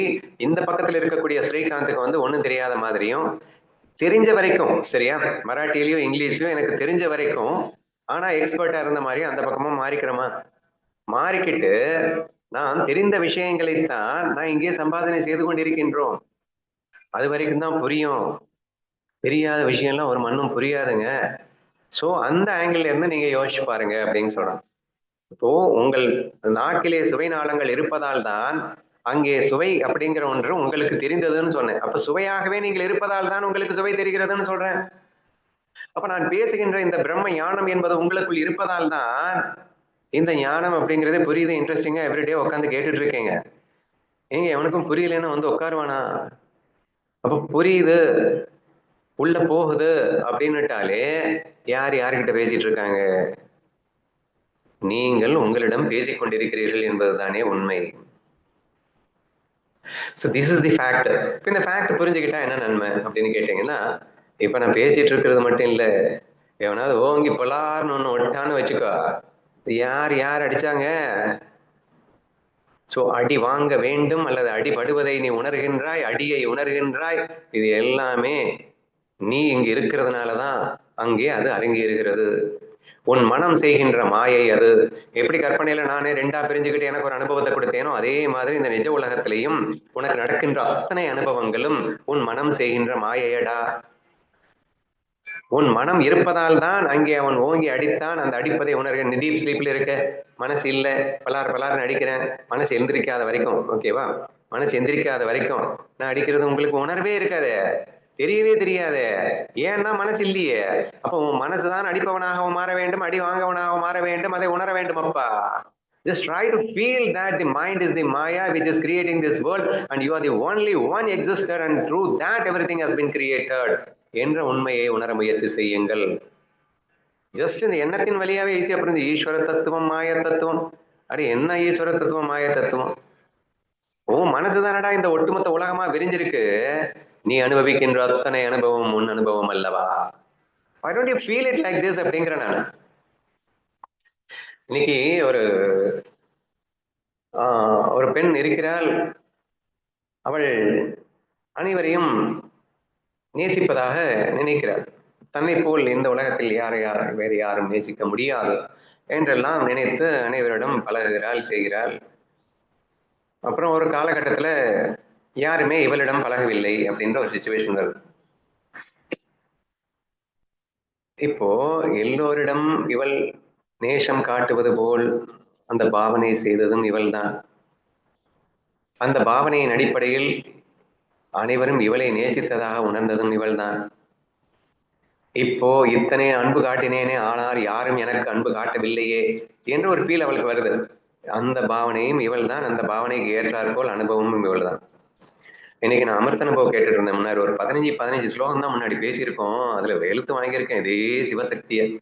ஆனா இன்னைக்கு ஒரு டெப்த் எனக்கு எக்ஸ்ட்ரா என்ன கிடைக்குதுன்னா, அந்த சக்தியை ஈஸ்வர சக்தியாக வைத்துக்கொண்டு, சிவனை அந்த எண்ணங்களாக வைத்துக்கொண்டு சிந்தனை அனுபவம்னு ரொம்ப அருமையா பேசியிருக்கேன். என்ன சொல்லியிருக்கேன்னா, உன் சிந்தனை மட்டும்தான்டா அனுபவமா மாறும். சிவமும் சக்தியும் இணைபிரியாதவர்கள். ஒவ்வொரு கணமும் அந்த சக்தியானது உனக்கு சுகத்தை கொடுக்க வேண்டும் என்ற ஆர்ப்பரிப்பில் துடித்துக் கொண்டிருக்கிறது. இங்க சக்திங்கிறது ஈஸ்வர சக்தின்னு வச்சுக்கோங்க. இவன் சிந்திக்க மாட்டானா, இவன் சிந்தனையெல்லாம் ஈடேற்றி அவனுக்கு சுகத்தை தர மாட்டோமா என்று ஏங்கி தவித்துக் கொண்டிருக்கின்றான் உனது சக்தி. அப்போ நீ சிந்தனைகளை வெடுக்க அதை உனக்கு அனுபவமாக்கி தர என்று உன் சிந்தனைகளை எல்லாம் அப்படியே எந்தவித மாற்றமும் இல்லாமல் அரங்கேற்றி தருகின்றான் அந்த சக்தி என்றெல்லாம் நம்ம பேசிக் கொண்டிருக்கிறோம். அப்படின்னா அப்ப இங்கே உன்னுடைய சிந்தனை தானே ஈஸ்வர சக்தி உனக்கு அனுபவமா கொடுத்துட்டு இருக்கு. நீ சிந்திக்காததை ஈஸ்வர சக்தி உனக்கு அனுபவமா தராது. So whatever you experience in this world is nothing but your own thoughts தானே. அதுவும் கர்மாவின் படி வருது அல்லது முன் ஜென்மத்துல பண்ணதுனால வருது, எப்படி வருது அப்படி வருது, அதெல்லாம் விடுங்க. But without your thoughts you cannot have any experience. சிவம் இல்லாமல் சக்தி இல்லை, சக்தி இல்லாமல் சிவம் இல்லை, சிந்தனை இல்லாமல் அனுபவம் இல்லை, அனுபவம் இல்லாமல் சிந்தனை இல்லை. இப்படி சிவமும் சக்தியும் பிரிக்க முடியாதவர்களாக இருந்து கொண்டிருக்கிறார்கள் அப்படின்னு சொல்லிட்டு அமிர்த அனுபவத்துல பேசியிருக்கேன். அப்போ இந்த உலகத்தில் நீ அனுபவிக்கின்ற அத்தனை அனுபவமும் உனது எண்ணங்களால் அல்லது உனது சிந்தனையினால் உனது மாயாசக்தி உனக்கு பெற்று தந்தது தானே. உன்னுடைய மாயாசக்தியை கொண்டு நீயாகவே ஏற்படுத்தி கொண்டது தானே. இந்த ஒரு விஷயத்த புரிஞ்சதுன்னா லைஃப்ல யாரையாவது நம்ம வெறுக்க முடியுமாங்க? யாராவது இருந்தா தானே வெறுக்கிறது. யாருங்க இருக்காங்க? நான் தாங்க இருக்கேன். என்னுடைய சிந்தனை மட்டும் தாங்க உலகமா விரிஞ்சிருக்கு. இங்க நீங்க பாத்துட்டு இருக்கீங்க, இங்க கேட்டுட்டு இருக்கீங்க எல்லாருமே இப்ப இதெல்லாம் உங்க சைட்ல இருந்து சொல்லிட்டேன்ல, இப்ப ஏன் சைட்ல இருந்து சொல்லணும் அப்படின்னா, எனக்கு என்ன பொழுது போகணும், ஒரு 10 பேர் வந்தா நாம பாட்டு அரட்டை அடிச்சிட்டு இருக்கலாம்ல என்று இங்கே ஒரு சிந்தனை ஏற்படுத்தி கொண்டு, அந்த 10 பேர் யாரா? நான் தான். அங்க 10 பேர் இருப்பதாக பாவனை செய்து கொண்டு இங்கே நான் பாட்டுக்கு கத்திக்கிட்டு இருக்கேன். நீங்க கேக்குறீங்க, அங்க கேட்டுக்கிட்டு அண்ணா சூப்பர் அண்ணா என்று சொல்லுவது யாரு? நான் தான். அந்த சூப்பர் அண்ணான்னு நீங்க சொல்ற மாதிரி ஃபீல் பண்ணா எனக்கு சூப்பர் அண்ணான்னு கேட்கும். அங்க நீங்க சூப்பர் அண்ணான்னு சொல்லிட்டு இருக்கும் போதே கேனப்பைய பேசிட்டு இருக்கானாக்கும் அப்படின்னு நான் ஃபீல் பண்ண எனக்கு அப்படித்தான் கேட்கும். சரியா? So it's all how what I feel that I'm going to experience அப்படிங்கிற அந்த ஃபேக்ட் தயவு செய்து புரிஞ்சுக்க ட்ரை பண்ணுங்க. இட் நாட் ஓன்லி ஜீவ சிருஷ்டி ஆர் ஈஸ்வர சிருஷ்டி, பெருசாலாம் ஒன்றும் கன்ஃபியூஸ் பண்ணிக்க வேணாம். ஆனா உன் சிந்தனை மட்டும்தான் இங்க அனுபவம் ஆயிட்டு இருக்கு. உன் சிந்தனையை தவிர வேற எதுவுமே இங்க அனுபவம் ஆகலைங்கிறத ஆணித்தரமா உணர தயவு செய்து முயற்சி பண்ணுங்க. இப்படி நான் சிந்திக்கலையே, அப்படி நான் சிந்திக்கலையே, ஆனா எனக்கு இப்படி அனுபவம் ஆகுதே அப்படின்னா நீ மறந்துருப்ப. நீ சிந்திக்காம உனக்கே நடக்க போகுது இது. So without your thought you cannot have any experience. கனவு உலகம் பெஸ்ட் எக்ஸாம்பிள். என்னென்னமோ வருதுங்க என் கனவுல. என்னென்னமோ வந்தாலும் உன் மனசுல இருக்கிறது தானடா வர முடியும். உன் மனசுல இல்லாத ஏதாவது வந்துருமா? அது சரிதான். என் மனசுல இப்படி எல்லாமே இருக்கு போய் தானே வருது. அப்படி இருக்கு போல. You have to accept and understand தானே. அட புரிஞ்சுக்கோங்கப்பா, எண்ணம் தான் இங்கே அனுபவத்தை கொடுத்து கொண்டிருக்கிறது என்பதை ஆழமாக புரிந்து கொள்ளுங்கள். whether it's a conscious thought or it's a subconscious thought, it is your thought. உனது சிந்தனை உனது மாயா சக்தியின் துணை கொண்டு அல்லது ஈஸ்வர சக்தியின் துணை கொண்டு இங்கே அனுபவம் அரங்கேறி கொண்டிருக்கிறது. எனது சிந்தனையை நான் அனுபவிக்காமல் வேற எவன் அனுபவிப்பான்? அனுபவிப்போமே என்ற அந்த உணர்வோடு நீங்கள் இந்த 2 ஓவிகளை பார்க்க முயலுங்கள். சோ அல்டிமேட்லி அவர் சொல்ல வர்றது என்னன்னா, உன்னை தவிர யாரும் இல்லடா. சோ நீ சோகால்டு நினைச்சிட்டு இருக்கேல்ல, சி இவெல்லாம் மனுஷியா, சே இப்படி இருக்காளே, இப்படி எல்லாம் யாராவது இருப்பாங்களா, இவங்கெல்லாம் மோசம், இதுலயும் யாரு இப்படி டைலாக் அடிச்சிட்டு இருக்கு, யாரை பார்த்து டைலாக் அடிச்சிட்டு இருக்கேன்னு புரியுதா? லூசு பையிலே உன் எண்ணத்தை பார்த்துதான் நீயே டைலாக் அடிச்சிட்டு இருக்க. நீ உன்னுடைய கிரியேஷனை நீயே திட்டிட்டு இருக்க. இதுதானங்க உண்மை. Unless and otherwise if you don't create it will not come to you தானே. நீ உருவாக்குறது உனக்கு அனுபவம் ஆகாது தானே. அதுதானே லா என்றெல்லாம் சிந்தித்து பார். இந்த உலகத்தில் உன்னால் யாரையுமே துவேசிக்க முடியாது. எனது கிரியேஷன் என்று எதை பார்த்தாலும் யாரை பார்த்தாலும் எப்படி பார்த்தாலும் ஆஹாஹா ஆஹாஹா என்னுடைய கிரியேஷனா என்று அனுபவிச்சுட்டு போயேன். ஆஃப்டர் ஆல் இட்ஸ் மாயா தானே. முன்னாடி லூசா கிரியேட் பண்ணி வச்சிருந்தாலும் பரவாயில்ல, இப்ப புரிஞ்சிருச்சு இல்ல நான் என்னுடைய கிரியேஷனை தானே. அந்த லூசுத்தனத்தையும் அனுபவிச்சுட்டு போவோமே. நம்முடைய லூசுத்தனம் தானேங்க. எவனையோ லூசுத்தனம் வடிவேலு லூசுத்தனம் பண்ற, அதே பாதி சிரிக்கிற. உன்னுடைய லூசுத்தனத்தை நீ அனுபவிச்சா என்னமா இப்போ? சோ therefore அண்டர்ஸ்டாண்ட் பண்ணிக்க வேண்டிய ஒரே பாயிண்ட், ஐ ஆம் the only one existed in this world and what ever I experience here, இங்கே அனுபவிக்கின்ற அத்தனை அனுபவம் நான் சிருஷ்டித்ததே. இங்க ஈஸ்வர சிருஷ்டின்னு தனியாலாம் ஒண்ணும் கிடையாது. நான் நினைக்கிறத அவன் சிருஷ்டிச்சு தர்றான், அதனால ஈஸ்வரன் அப்படின்னு பேரை சொல்றோம். ஆக்சுவலா அந்த ஈஸ்வரனும் நான் தான். எனக்குள் அந்தரியாமையாக எப்போதும் இருந்து கொண்டு நான் சிந்திப்பதையெல்லாம் அரங்கேற்றி தருகின்ற அந்த ஈஸ்வர சக்தியும் என்னுடையதே. என்னுள்ளே இருக்கின்றது சிவமும் நானே, சக்தியும் நானே என்று நீங்கள் புரிந்து கொள்ள முயற்சித்தால் மிக அற்புதமாக இதை எளிமையாக புரிந்து கொள்ளலாம். இன்னைக்கு காலையில கேட்ட அந்த அமிர்தன் போல் என்ன சொல்லியிருக்குன்னா, இந்த சிவமும் சக்தியும் சேர்ந்து உலகத்தை படைத்தார்கள்னு முதல் ஓவில சொல்லிட்டாரு. அடுத்த ஓவில சொல்றாரு, சிவமும் சக்தியும் சேர்ந்து உலகத்தை படைத்தார்கள் என்பதற்காக தங்களை விட்டு மூன்றாவதாக இன்னொன்று இருப்பது அவர்களுக்கு பிடிக்கவே பிடிக்காது. சிவமும் சக்தியும் இணைந்து உலகமாக மாறினார்கள் அப்படின்னு சொல்லுவார். என்ன அழகா சொல்றாரு பாருங்களேன். என்ன இங்க சிவமும் சக்திங்கிறத 2 நினைச்சிடாதீங்க. இங்க சிவமும் சக்தியும் நான் மட்டும்தான். எனது சிந்தனை, எனது சக்தி, எனது அனுபவம், சரியா? எக்ஸிகியூஷன். அதாவது நான் சிந்திக்க கற்பனை உலகத்துல நீ சிந்திக்கிற, அங்க ஆட்டோமேட்டிக்கா அந்த நீ அமெரிக்கா அப்படின்னு நினைச்ச உடனே அமெரிக்கா வரலையா? அங்க ஒரு பொண்ணை கற்பனை பண்ண உடனே கற்பனையில ஒரு பெண் வரவில்லையா? அப்ப பெண் வரணும்னா உனக்கு ஒரு சக்தி வேணும் இல்ல, மாயா சக்தி வேணும் இல்ல. அந்த மாயா சக்தி யாரோவா? அப்ப சிந்திச்சது நீ, சிவம்னா மாயா சக்தியும் நீதான். இந்த சிவமும் சக்தியும் பிரிக்க முடியாதுதான். அப்ப சிவமும் சக்தின்னு பேர் கொடுத்துட்டேன்றதுனால 2 இல்ல 1 தான். இப்ப 2 வந்துருச்சு, 3ஆவதா 1 வர முடியுமான்னு கேட்டா இந்த 2 தவிர 3ஆவதா வர விடவே மாட்டாங்க. இந்த 2 பேரும் சேர்ந்துகிட்டு உலகமா இவங்களே மாறிப்பாங்களே தவிர 3ஆவதா 1 இருக்கவே இருக்காதடா. என்ன ஸ்ட்ராங்கா சொல்லியிருக்காரு நினைக்கிறேன். அப்ப இங்க என்ன நீங்க புரிஞ்சுக்கணும், இப்ப கேட்டுட்டு இருக்கிற அத்தனை பேருமே, நீ யாருன்னா நான் சிவம், என்னுடைய மாயாசக்தியின் துணை கொண்டு உலகமாக நானே விரிந்திருக்கிறேன்னு புரிஞ்சுக்கணுங்க. இங்க நீங்க பாக்குற அத்தனை உலகங்களும் உனது மாயாசக்தியின் துணை கொண்டு சிவமான நீ படைத்ததுன்னு புரிஞ்சுக்கணுங்க. சிவோகம் நானே சிவம், எனது மாயாசக்தியின் துணை கொண்டு இந்த மகா பிரளயப்சி பிரம்மாண்டத்தை படைத்திருக்கின்றேன் அப்படின்னு சொல்லிட்டு ஃபீல் பண்ணுங்க. தட் இஸ் வாட் யூ, நீதான் அது என்று உணர வேண்டியதுதான் இந்த ஸ்லோகத்தின் கருத்தாக எடுத்துக்கொள்ளுங்கள். ஏதேனும் சொல்ல தோன்றினால் சொல்லுங்கள்.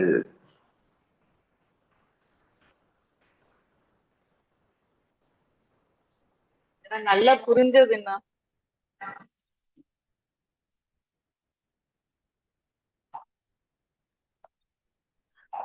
புரிஞ்சதுன்னா என்ன எப்படி பாப்பீங்க? நானே எல்லாமே வந்து எவ்வளவு சூப்பரா நடிச்சிட்டு இருக்கேன் அப்படின்னு புரிஞ்சது. இருக்கிறது ஒண்ணுதான், அதுதான் நானும் எல்லாமா நானே அந்த வேஷத்துல நடிச்சுட்டே இருக்கேன் அப்படின்னு புரியுது. என்ன எப்படி பாப்ப நீ? உங்களை வந்து நானே அங்க இருக்கிற ஒரு நான் மறந்த மாதிரியும் அதை நீங்க வந்து குருவா இருந்து ஞாபகப்படுத்துற மாதிரியும் நடிச்சிட்டு இருக்கேன் அப்படின்னு நினைச்சேன். பலார்னு ஒண்ணு விட்டேன்னு என்ன ஃபீல் பண்ணுவ? பலார் விட்டீங்கன்னா என்னை நானே அடிச்சுக்கிறேன். இப்ப எப்படி என் நாக்கு பல்லு வந்து அப்படியே நாக்குல ஒரு நேரம் கடிச்சுக்கும், அந்த மாதிரி என்ன நானே அடிச்சுக்கிறேன். ஆனா மறுபடியும் அடிப்பேன்.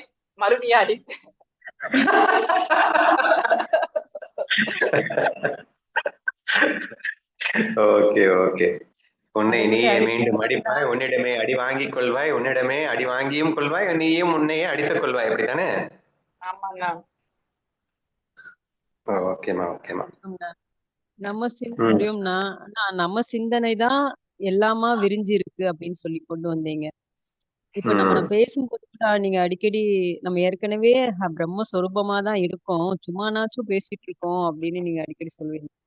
அப்போ சும்மானாச்சும் எதுக்கு பேசணும், அப்ப நம்மளே தனியா அந்த பிரம்ம சிந்தனையில இருக்கலாமே அப்படின்னா நம்மளால முடியாது. அதனால நானே வேற யார்கிட்டயோ வந்து உங்களை மாதிரி இருக்கிறவங்ககிட்ட வந்து நம்முடைய சிந்தனை தான் அதையே நம்ம கிரியேட் பண்ணி உங்க மூலியமா திருப்பியும் நானே அதை கிரகிச்சுக்கிறேன். அந்த பிரம்ம அனுபவமா இருக்கிறோம், சும்மானாச்சுதான் இருக்கிறோம் அப்படின்னு நம்ம சிந்தனை தான் எல்லாமா விரியுது அப்படின்னு சொல்லும்போது தோணுச்சுன்னா. ஆனா கீதா சொன்னது வந்து ஒரே ஒரு டிஃபரன்ஸ், தனியா என்னால பிரம்ம சிந்தனை பண்ண முடியல அதனாலதான் இப்படி விளையாடுறேன் அப்படின்னு சொன்னது கொஞ்சம் தப்பா தெரியுது.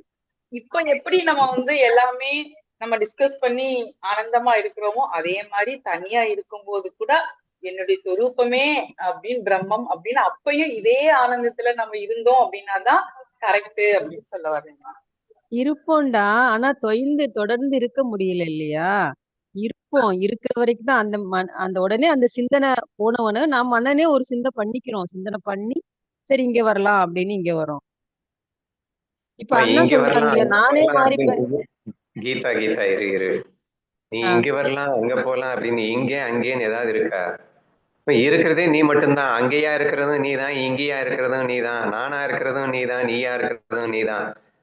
நீ கற்பனை அப்படிங்கிற அந்த சிந்தனையின் வாயிலாக நீ வந்து இந்த உலகத்தை உருவாக்கி என்ஜாய் பண்ணிட்டு இருக்க. ஒண்ணு சொல்லு வேணும்னா இப்படி சொல்லியிருக்கலாம், நான் சிந்திக்காம இருந்தா கொஞ்சம் போர் அடிக்குதுன்றதுக்காக நானே சிந்தனையாக அண்ணாவாகவும் எல்லாமாகவும் இருக்கிற மாதிரி சிந்தனை செய்து கொண்டு என் கற்பனையிலே விளையாடி கொண்டிருக்கிறேன்னு சொல்லிட்டு போ. அப்புறம் என்னமோ நிஜமாவே என்கிட்ட வந்த மாதிரி இருக்காங்க. நிஜமா ஒண்ணுமே இல்லை இல்லம்மா. ஆமாண்ணா புரியுது சொன்னாங்க. சிந்திக்காம இருக்காம சரி நம்ம சிந்திச்சு கற்பனையில விளையாடலாம் அப்படின்னு உங்ககிட்ட வந்துடும். அப்படி சொல்லு. எங்க கிட்ட வரல, இந்த வேஷத்துல இருக்கு, உங்ககிட்டயே தான் நீ வந்திருக்க. சரியா? ஓகே சரி அண்ணா. அப்போ மீனா வந்து நீங்க சத்தம் போட்டீங்கல்ல, இதுல ஒரு டவுட் இருந்துச்சு. மீனா வந்து உண்மையாவே அழுதுட்டான்னா நீங்க ஒன்னஸ் ஃபீல்ட்ல வந்து அவங்களுக்கு நாலேஜ் கொடுக்குறீங்க, ஒன்னஸ் ஃபீல்ட்ல இருந்து நீங்க பாக்குறீங்க. அப்ப அவங்க மாயையில இருந்து அது வந்து அந்த ஃபீலை வந்து உங்ககிட்ட சொல்லும் போதும் நீங்களும் மாயையிலே தானே எக்ஸ்பிளைன் பண்ணணும். ஆமாடா. என்னமா நாங்க என்ஜாய் பண்ணோம்னா, இங்க பாரு, மீனாவை நான் வந்து என்னை விட்டு வேறாவே பார்க்கல. என்னுடைய கற்பனை இல்லாம அங்க மீனான்னு ஒண்ணு தெரியவே முடியாது. நான் கற்பனை பண்றதுனாலதான் அங்க மீனான்னு ஒண்ணு இருக்கிற மாதிரியும், அவ பேசுற மாதிரியும், அவ பேசுறது எனக்கு கேட்கிற மாதிரியும் எல்லாமே என் சிந்தனையிலிருந்து எனக்கு ஏற்பட்ட அனுபவங்கள். அது சரியா? அவ நான் தான்ங்கிறதுல எனக்கு கன்ஃபியூஷனே இல்லை. இந்த தெளிவான அந்த புரிதல் இருக்கிறதுனாலதான் அங்கே நான் பொய்யா அழுகின்றேன்றது எனக்கு சேர்ந்து தெரியுது. அவ அழுறது பொய்ங்கிறது நானேவா இருக்கிறதுனாலதான் எனக்கு தெரியுது. சோ அந்த வேஷத்தில் விளையாட்டிற்காக ஆஹா என்னம்மா அழுறண்டா விடக்கூடாதுடா அப்படின்னு சொல்லிட்டு இந்த கேம்ல நீயா நான் பார்த்துடலாம் அப்படின்னு நானும் அழுற மாதிரி நடிக்கிறது, நானும் வந்து கத்துற மாதிரி நடிக்கிறது, கோபப்படுற மாதிரி நடிக்கிறது, நானும் சேர்ந்து அழுற மாதிரி நடிக்கிறது என்று இந்த அரங்கேற்றம் எவ்வாறு நிகழ முடியும் அப்படின்னு சொன்னா 100% இதை மாயா பார்க்க போய் தான், அதை நானா பார்க்க போய் தான். இல்லைன்னா அவ அழும்போது நானும் சேர்ந்து சொல்ற மாதிரி விடல நீங்க அந்த அழுதுருப்பேன். இடத்துல ஒன்னஸ்பீல்ல விடாம இருந்ததுனால அந்த மாயையில விளையாடும் போது நீங்க அவர் சொல்லும்போது நல்லா புரிஞ்சுது, உங்க ஃபீல் புரிஞ்சுது. ஆஹா இப்படிதான் நம்ம விளையாடணுமா, அந்த ஒன்னஸ்பீல்ல வச்சுக்கிட்டு தான் ஆடணும், நாம தான் அங்க இருக்கோம் அந்த ஃபீல் வேறன்னா. ஆனா ஒன்னஸ்பீல்ல அங்க விடவே இல்லை நீங்க.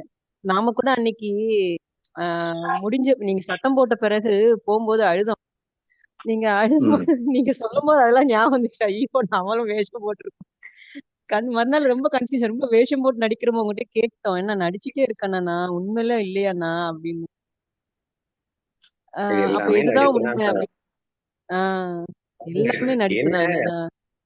டவுட்டே கிடையாது. இப்போ இந்த வேஷம் இருக்குல்ல, நான் ஸ்ரீயா நடிக்கும் போது நான் அழகா நடிக்கிறேன் தெரிஞ்சுக்கிட்டு நடிக்கிற மாதிரி மீனா வேஷத்துல இருக்கிறது நான் தான்.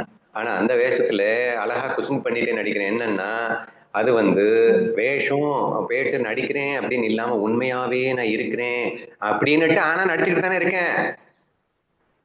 அப்போ என்ன நடக்குதுன்னா எங்க சொல்ற டயலாக்ஸ்ல பாரு, அண்ணா என்னால நீங்கள் கஷ்டப்படுகிறீர்களா, லூசு நான் எப்படிடா கஷ்டப்பட முடியும், நான் சந்தோஷமா இருக்கேன்டா, நீ அலறத பார்த்தா கூட எனக்கு சந்தோஷமா இருக்குடா, அங்க உன் அசரம் தானடா கதறது, நான் ஏன்டா கஷ்டப்பட போறேன், நீ அழுதா கூட எனக்கு சந்தோஷமா இருக்குடா. இது வந்து கொஞ்சம் ஞான நிலை வேச மாதிரி நான் பாட்டு பேசிட்டு இருக்கேன். ஆனா அங்க வந்து என்னமோ நிஜமாவே அழுற மாதிரி, நிஜமாவே கஷ்டப்படுற மாதிரி ஒரு பாவனையை உருவாக்குறா. சரியா? அப்போ அந்த பாவனையில் அது ஒரு அஞ்ஞான வேஷம் போட்டுக்கொண்டு, யாரு நான் தானே இருக்கேன், அஞ்ஞான வேஷம் போட்டுக்கொண்டு நானே என்னிடம் உலா வருவது போலவும், ஞான வேஷத்தில் இருந்து கொண்டு நானே வந்து என்னுடைய அந்த அஞ்ஞான வேஷத்தை களைவது போலும் எல்லாமே பக்கா டிராமா தானம்மா. இதுல என்னம்மா சந்தேகம்? ஆமா நான் பக்கா டிராமா தான் அது. எல்லாமே டிராமா தானா? ஏதோ நம்ம உண்மையா இருக்கோம்னு நினைச்சிட்டு டிராமால உண்மையா இருக்கும்னு நினைக்கிறோம். ஆமா, பொய் உண்மை எல்லாம் வந்து டிராமா தான். சோ தர்மம் அதர்மம் எல்லாமே வந்து மாயையில ஒண்ணுமே இல்லதான் அப்படிங்கறதுதான் புரிஞ்சுக்கணும். சோ இந்த ஃபேக்ட் வந்து நீங்க இப்போ தெளிவா புரிஞ்சுக்க வேண்டியது என்ன, உன் சிந்தனை வருகிறது உலகம் விரிகிறது, உன் சிந்தனை மறைகிறது உலகம் மறைகிறது. உன் சிந்தனையே உன் மாயாசக்தியின் துணை கொண்டு இந்த உலகமாக விரித்து காட்டுகிறார். உன் ஈஸ்வரன் உனக்காக இந்த உலகமாக விரித்து காட்டுகிறான். அவனே எல்லாமாகவும் விரிகிறான். அப்படிங்கிறத விட உன் சிந்தனை விரிவதால் நீயே எல்லாமமாக விரிகிறாய், அவள் உனக்கு துணை விரிகின்றான். நீ ஈஸ்வரா கான்செப்ட் மீன் கிருஷ்ணா ஃபீல்ட்ல இருந்து இங்க வந்தீங்கன்னா எவ்வளவு அழகா இருக்கு பாருங்க. சோ நீயே எல்லாமாக விரிவதற்கு அவன் துணை புரிகின்றான், அவ்வளவுதான். அவனே எல்லாமா இருக்கிறான் அப்படிங்கறத விட நீயே எல்லாமா இருக்க. he is just helping you. நீ ஏன்னா அவன் வந்து உண்மையில் அளவு கடந்த அன்பு வைத்திருக்கின்றானாமா. அதனால் நீ சிந்திக்கிறதையெல்லாம் அப்படி அப்படியே நிறைவேற்றி கொடுப்பானாமா. So therefore it is happening, that's all. So இங்கே நீ நடத்துகின்ற எல்லா அனுபவங்களுமே உனது சிந்தனை இங்கே அரங்கேறி கொண்டிருக்கின்றது. யார் என்ன ஒன்னு அடிச்சாலும் மோர் பர்டிகுலர்லி உங்க அம்மா வேற யாரும் இல்லை, கிரேட் கீதாவுடைய கிரியேஷன், உன்னுடைய கிரியேஷனை இப்படித்தான் அம்மா நடந்துக்கணும் அப்படிங்கறது எல்லாம் நீ நினைக்கிறத அவன் அழகா அனுபவமா தர்றான் அந்த ஈஸ்வரன்.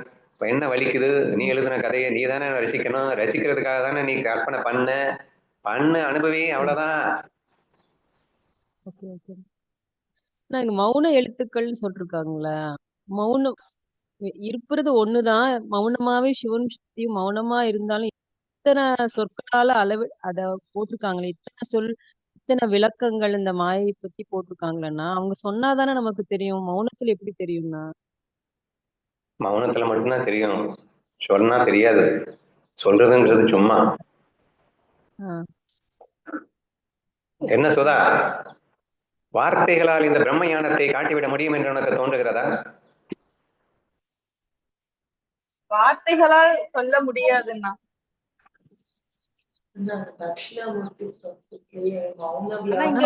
சொல்லும் போது உணர முடியல. சவுண்ட் டிஸ்டர்பா இருக்கு, நான் கேட்டுட்டே இருக்கேன். சரிப்பா. மௌன வியாக்கியா கீதா அந்த வார்த்தையை கேட்கல.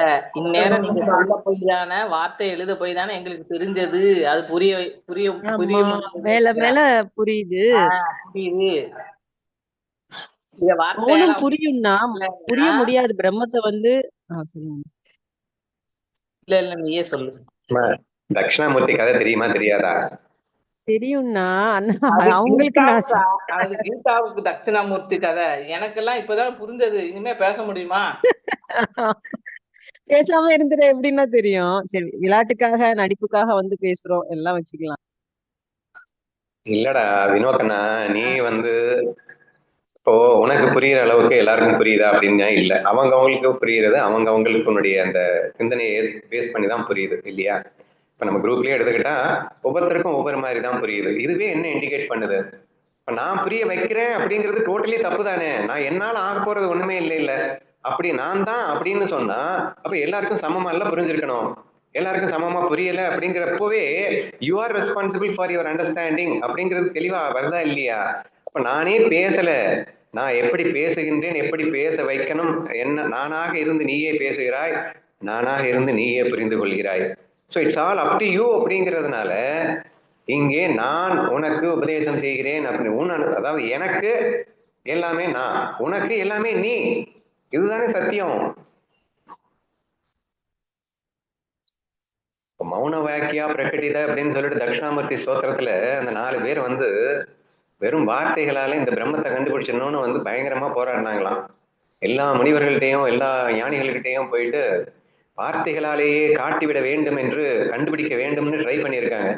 இவங்களும் கேள்வி மேல கேள்வி கேட்டு எல்லா ஞானிகளும் என்னால முடியாதுடா சாமின்னு கையை வெட்டிட்டாங்க.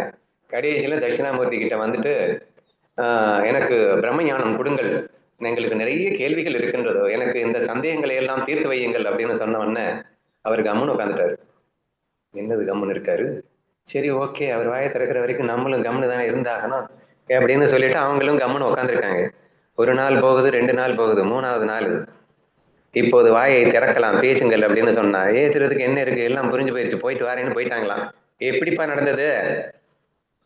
How it is possible? என்ன கதை நினைச்சிட்டு இருக்கீங்களா? அதெல்லாம் it's every thing is a fact. So மௌனத்தில் தான் உங்களுக்கு எல்லாமே புரியுமே தவிர நீங்க வந்து வார்த்தைகளால புரிஞ்சுக்க முடியும்னு நினைச்சீங்கன்னா நீங்க வந்து முட்டாளா தான் போவீங்க கடைசியில. Only in Mouna you are going to recognise every thing. So நீ இப்போ நான் கிளாஸஸ்ல என்னமோ ஏதோ நான் பேசிட்டு இருக்கேன், நீ ஏதோ கேட்டுட்டு இருக்கீங்க அப்படிங்கிறத விட அமைதியாக உட்காந்துருந்தீங்க அப்படின்னு சொன்னா ஆட்டோமேட்டிக்காக ஒன்று உங்களுக்கு விழும். அதுதான் வேலைக்கு ஆகும். என்னுடைய எக்ஸ்பீரியன்ஸ்ல என்னங்க சொன்னேன், நான் மெஷினை கண்டுபிடிச்சேன், மண்டையை உடைச்சு கசக்கி பிழிஞ்சி பண்ணிட்டு இருக்கும் போதெல்லாம் என்ன நான் தோத்துக்கிட்டு இருந்தேன், அமைதியாக நான் பாட்டுக்கு உட்காந்துருந்தேன், மௌனமா இருந்தேன், ஒரு புதுக்குன்னு ஒரு ஐடியா வந்தது, ஒர்க் ஆச்சுன்னு சொன்னேன்னா இல்லையா?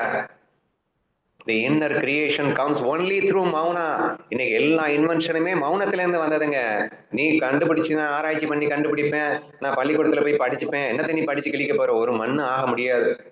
வேர்ல்ட்லி கிரியேஷன்ஸே மௌனத்துல இருந்து வருதுன்னா பரபிரம்மமான அந்த பிரம்மத்தின் உணர்வு மௌனத்துல இருந்து வராம இந்த வார்த்தையில இருந்தா வர முடியும். சோ என்ற இந்த விஷயங்களை எல்லாம் புரிந்து கொள்ள முயற்சி செய்யுங்கள் அப்படின்னு சொல்லிட்டு இருக்கேன். முழுமையான அத்வைத தத்துவத்திலிருந்து பேசி இவங்க என்ன சொல்லிட்டாரு அவரு, சங்கதேவன் ஒண்ணு தனியாவே இல்ல, இங்க நம்ம மீட் பண்ணல, இங்க நாம் பேசல. மௌன எழுத்துக்கள், what do you mean by மௌன எழுத்துக்கள்? பிரம்மம் தான் மௌனம். எப்ப பிரம்மம்னு சொல்லிட்டியோ அப்ப எல்லாம் புரிஞ்சிருச்சு. எழுத்துக்கள்ன்றது சும்மா நாச்சுக்கும். இப்ப நம்ம ஃபன் பண்றதுக்காக பிளே பண்றதுக்காக நான் பேசிட்டு இருக்கேன், நீங்க கேட்டுட்டு இருக்கீங்கல்ல, அதுதான் எழுத்துக்கள். இதனால் ஆக போறது ஒண்ணு இல்ல, மௌனத்தால் தான் அனைத்தும் சாதிக்க முடியும் என்பதை நீங்கள் புரிந்து கொள்ள வேண்டும்னு சொல்ல வரேன். ஓகே, நான் புரியுது. நான் இன்னொன்னு கேக்குறோம்னா, இப்ப நாக்கின் சுவை இருக்கு இல்லையா, அது ஒரு தனி, அது வந்து அறுசுவையும் தனிப்பட்ட சுவை. அந்த அந்த அறுசுவையும் அந்த சுவையில நாக்குல படும்போதுதான் நமக்கு இது கசப்பு இனிப்பு அப்படின்னு தெரியும். இப்ப நாக்கின் சுவையே பிரம்மஸ்வரூபம் வச்சுக்கலாம். அது அந்த நம்ம நாக்கு உள்ள வச்சிருக்கும் ஒரு உமிழ்நீர் சுரப்பி வருது, அது ஒரு டேஸ்ட் நல்லா இருக்கும், அது ஒன்று திறந்துகிட்டே இருக்கும். ஆனா அது தனி நிலை, அது பிரம்ம நிலையை வச்சுக்கலாம். இப்போ இந்த 6 சுவையும் சேரும் போதுதானே நமக்கு வந்து இது இது இது இதுன்னு அப்படின்னு நமக்கு தெரியும். அதுலயே மௌனமா இருக்கும்போது இத பத்தி நமக்கு புரியாது இல்லையா? இது நானே சொல்லிட்டு இருந்தா நல்லா இருக்காது, ஈஸியா எக்ஸ்பர்ட் சொல்லிடுவீங்க. சுதா வேற சத்தத்துல மாட்டிட்டு இருக்காரு. நூறு எக்ஸ்பீரியன்ஸ் சேவா. அறு சுவைகள் என்பது இருப்பதால் அல்லவோ நாக்கிற்கு சுவைகள் தெரிகிறது. அறுசுவை என்ற ஒன்று இல்லவே இல்லை என்றால் அந்த சுவையை எப்படி நாக்கு அறிய முடியும்? கசப்பு, புளிப்பு, டிஃபரெண்டா அங்கே தனியா இருக்க போய் தான் நாக்குக்கு தெரிஞ்சதாம் என்று சொன்னால் அது இல்லை, அத்வைதத்தில் நாக்கே தான் அந்த சுவையாக இருந்ததுன்னு ப்ரூவ் பண்ணணும் முடியுமா? யாராவது பண்றீங்களா? இல்ல தீபிகா பேச சொல்லவா?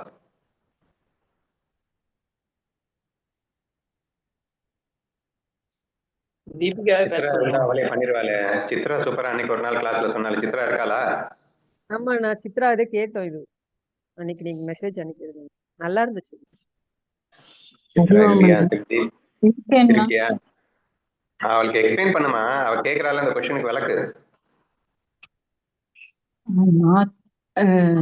நாக்கு அதாவது நாக்குக்குன்ட்டு ஒரு டேஸ்ட் இல்லாத ஒரு டேஸ்ட் இருக்கு, அதான் நாக்கோட தன்மை.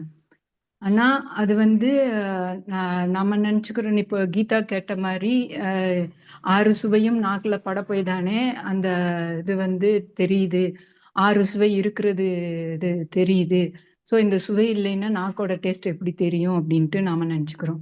ஆனா உண்மையிலேயே என்ன பார்த்தோம் அப்படின்னா, நாக்கோட டேஸ்ட் தான் அந்த 6 சுவை சுவை படும்போது தெரியுதே ஒழிய, சுவை இருக்கிற அந்த பொருளோட டேஸ்ட் வந்து நாக்குல படல. இதை எப்படி நாம புரிஞ்சுக்கலாம் அப்படின்னா, இப்போ வந்து நாக்கு, இப்போ நம்ம காய்ச்சல் வந்துருச்சு அப்படின்னா இது நாக்குல வந்து டேஸ்டே தெரியாதுல்ல. கொரோனா வரும் பொழுது நாக்குல வந்து டேஸ்டே தெரியாது. அப்போ அது உப்பா இனிப்பா எதுவுமே தெரியாது. ஸோ எது வச்சாலும் ஒரு டேஸ்ட் இல்லாத ஒரு தன்மை தான் தெரியும். அப்போ நாக்கு நல்லா இருக்க போய் தான் இந்த 6 சுவையும் நமக்கு தெரிஞ்சதே ஒழிய 6 சுவையால நாக்குக்கு தெரியல. 6 சுவையால வந்து நமக்கு நாக்குக்கு தெரியல. நாக்கோட சுவை தான் 6 சுவையாக மாறிச்சு. அப்படிங்கும்போது நாக்கு நல்லா இருந்தாதான் நாக்கின் சுவையே அறுசுவைகளாக மாறி இருக்கின்றனவே தவிர அறுசுவைகள் நாக்கிற்கு எதுவும் செய்ய முடியாது. நாக்கு தான் அங்கே அறுசுவைகளாக மாறி இருக்கின்றன அப்படின்னு சொல்ல வர. கரெக்டா? ஆமாண்ணா. சோ இது ரொம்ப முக்கியமா. இதெல்லாம் பியூர் அத்வைதம். எவ்வளவு அழகா 6 சுவைகள் அங்க தனித்தனியா. அதுதான் முதல்லயே நான் சுவைகள் நான் ரொம்ப கிளியரா எக்ஸ்பிளைன் பண்ணிட்டு இருந்தேன். சுவைப்பவன் திரும்ப நான் அதான் சொல்லிட்டு இருந்தேன். அங்க நீ சுவைப்பவன் இருக்கின்ற வரைக்கும் தான் அந்த சுவைகள் உன்னால் சுவைக்க முடியும். அங்க சுவைப்பவனே தான் சுவைகளாக இருக்கின்றான்னு நான் சொன்னேனா இல்லையா? த சேம் திங் அவ எக்ஸ்பிளைன் பண்ணிட்டு இருக்கா. 6 சுவைகளாகவும் இருப்பது நாக்குங்கிறேன். அதாவது இதை நான் இன்னொரு எக்ஸாம்பிள் என்ன சொன்னேன், விஸ்வத்தில் உள்ள எல்லா ரூபமாகவும் இருக்கின்ற விஸ்வரூபனுக்கு ரூபமே கிடையாது அப்படிங்கிறதுனால அவனுக்கு ரூபமே இல்லைன்னு அர்த்தமா? நாக்குக்குன்னு தனி டேஸ்ட் கிடையாது அப்படிங்கிறதுக்காக நாக்கால எந்த டேஸ்டையும் சுவைக்க முடியாதுன்னு அர்த்தமா? எல்லா ரூபங்களாகவும் இருக்கின்ற அந்த கண்ணனுக்கு தனி ரூபம் கிடையாதுதான். அப்படி தனி ரூபம் இல்லாம இருக்கிறதுனாலதான் எல்லா ரூபமாகவே இருக்கான். அவனுக்குன்னு ஒரு தனி டேஸ்ட் இல்லாதனாலதான் எல்லா டேஸ்டுமாகவே அந்த நாக்கு இருக்க முடியுது அப்படிங்கிற. அப்ப அத்தனை சுவைகளையும் சுவைக்கின்ற நாக்கு, அந்த சுவை வேறு, நாக்கு வேறு அல்ல. சுவைக்கப்படும் பொருளும் சுவையும் சுவைப்பவனும் ஒன்றே. இதுதானே நம்ம இந்த ஸ்லோகத்திலே எக்ஸ்பிளைன் பண்ணியிருந்தாரு. நான் இன்னும் வேற மாதிரி உங்களுக்கு புரிய வைக்கிறேனே. நீங்க எல்லாத்தையும் உள்ளடக்கி வச்சிருக்கான். எல்லா சுவையும்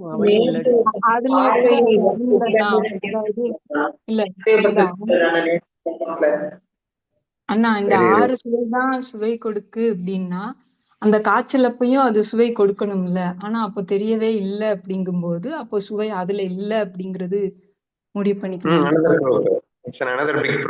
சரியா? அப்போ உண்மையிலேயே அங்க வந்து தனியா சுவைன்னு ஒண்ணு இருக்கு அப்படின்னா அந்த தனியா சுவை இருக்கிறது ஏன் இப்ப நாக்குல தெரியல? நாக்கு டிசைட் பண்ணணுங்க. இப்ப நான் சுவைக்கணுமா வேணாமான்னு. காய்ச்சல் வந்துருச்சு, இப்ப நாக்கு எதையும் சுவைக்க வேணாம்னு டிசைட் பண்ணிடுச்சு. அப்படின்றப்போ நீ என்னத்தான் சுவையை தூக்கி நாக்குல வை. தெரிஞ்சதா நாக்குக்கு? நாக் is the ultimate authority to taste or not to taste அப்படிங்கிற அளவுக்கு அந்த உண்மைகளை நாம் புரிந்து கொள்ள கூடாதா அப்படின்னு கேட்கிறோம். இன்னொரு எக்ஸாம்பிளும் சொல்ல ட்ரை பண்றேன். இந்த கலர் டிஃபெக்ட்ஸ் நீங்க கேள்விப்பட்டிருக்கீங்களா? நாக்குல இருந்து மெதுவா கண்ணுக்கு வர்றேன். கண்ணுல கலர் டிஃபெக்ட்ஸ்னு ஒண்ணு இருக்கான். அது என்னன்னா ரெட் கலர் மட்டும் அவனுக்கு தெரியாது. ஒரு சிலருக்கு வந்து பிளாக் வந்து ஒயிட்டா தெரியும். அப்படின்லாம் கேள்விப்பட்டிருக்கீங்களா எனக்கு தெரியல.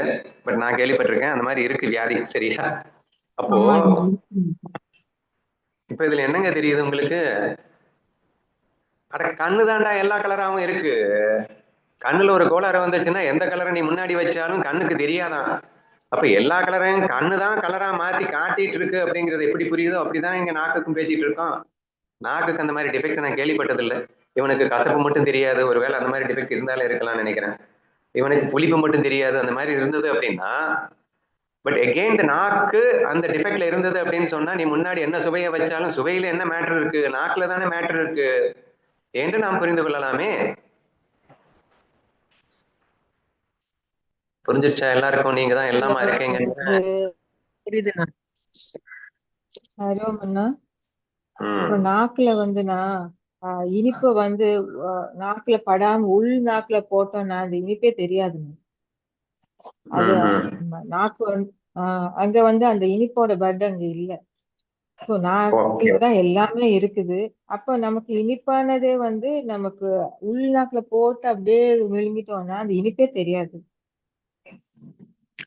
ஐயோ, நம்ம இன்னும் நிறைய நிறைய எக்ஸாம்பிள் என்ன சொல்லியிருக்கோம்னா, இந்த இனிப்பு, கசப்பு, புளிப்பு, காரம் அப்படிங்கிறத நாக்கு தான் டிசைட் பண்ணுது. நாக்குன்னா இந்த இடத்துல மனசுன்னு புரிஞ்சுக்கோங்கம்மா. ஏன்னா நாக்கு ஒரு ஜடம் தான். ஆனா அந்த நாக்குக்கு சிதாபாஸாக இருக்கின்ற மனதில் சிதாபாஸ் மனதில் பட்டு அந்த மனம் தான் இந்த நாக்குக்கு வந்து சுவைகளை மாற்றி மாற்றி கொடுக்குது அப்படின்னு நம்ம சொல்லிட்டு இருக்கோம். சரியா? அனதர் சூப்பர் எக்ஸாம்பிள் அடிக்கடி என்ன பேசுவோம் தெரியுமா? நீ வந்து ஒரு டீயை குடி, டீ ரொம்ப சூப்பரா இருக்கு, அடுத்து 2 மடக்கு குடிச்சதுக்கு அப்புறமா இவ்வளோண்டு சீனி எடுத்து உள்ள போடு, சர்க்கரை எடுத்து வாய்க்குள்ள போடு, சாப்பிட்டு முடிச்சிட்டியா, இப்ப மறுபடியும் டீயை சாப்பிடு, என்னங்க சப்புன்னு இருக்கு அப்படின்னு சொன்னியா இல்லையா? இதுலயும் நம்ம என்னங்க ப்ரூவ் பண்ணோம்? we keep on repeatedly proving you that it's all the magic of mind அப்படின்னு சொல்றோமா இல்லையா? சோ அந்த மனசு இப்போ ஃபர்ஸ்ட் அந்த மனசு நாக்கு இந்த இடத்துல லிங்க் பண்ணிக்கோங்க, ஒண்ணுன்னு ஃபீல் பண்ணிக்கோங்க. சரியா? அப்போ ஃபர்ஸ்ட் நாக்கு எப்படி சுவைக்கணும்னு நினைச்சதோ அப்படி சுவைச்சது.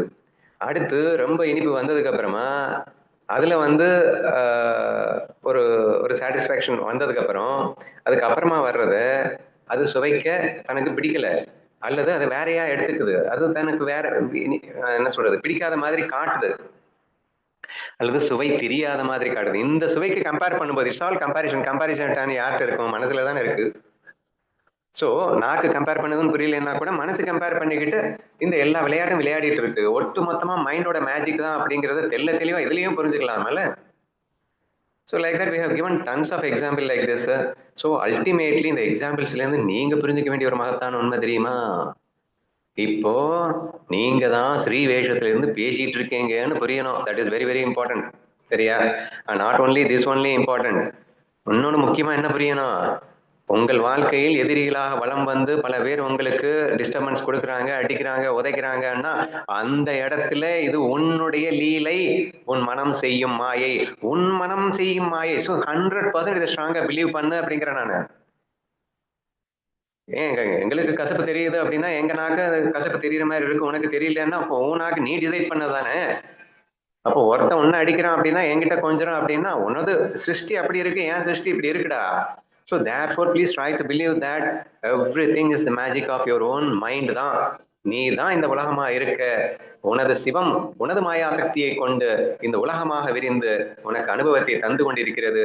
இங்கே இருப்பது நீ மட்டுமே, உன்னை தவிர யாருமே கிடையாது என்பதை ஸ்ட்ராங்கா உங்களால புரிஞ்சுக்க முடிஞ்சதுன்னா நீங்க அத்வைதத்துல அனுபவிக்கவே ஆரம்பிச்சிடுவேங்கன்னு அர்த்தம்.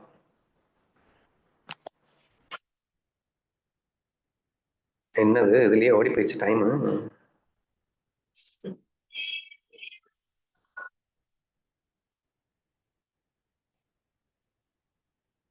சரி, ஓகே, நாளைக்கு மீதி பார்க்கலாம்.